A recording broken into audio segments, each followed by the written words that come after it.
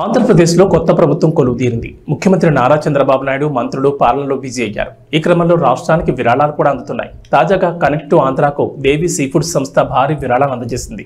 Corporate social responsibility నిమిత్తం 5 కోట్ల విరాళాలు అందించింది. 5 కోట్ల విరాళానికి సంబంధించిన చెక్కును సంస్థ మేనేజింగ్ డైరెక్టర్ పోట్రు బ్రహ్మానందం శుక్రవారం సచివాలయంలో ముఖ్యమంత్రి చంద్రబాబును కలిసి అందజేశారు. దేవి సీ ఫుడ్స్ గతంలో కూడా విరాళాలను అందజేసింది. మరోవైపు ఆంధ్రప్రదేశ్ ప్రభుత్వం త్వరలో పునరుద్ధరించనున్న అన్న క్యాంటీన్ నిర్వహణ కూడా విరాళాలు మొదలయ్యాయి. గుంటూరు చెందిన మర్రిపూడి సుష్మా అనే యువతి తన వంతుగా అన్న క్యాంటీన్ నిర్వహణ కోసం విరాళం అందించారు. ముఖ్యమంత్రి నారా చంద్రబాబు నాయుడు సచివాలయంలో శుక్రవారం కలిసి ₹1,00,000 చెక్కును అందించారు. గుంటూరు వికాస్ నగర్ చెందిన సుష్మా యుఎస్ఏలో ఓ ప్రైవేట్ సంస్థలో ఉద్యోగం చేస్తున్నారు.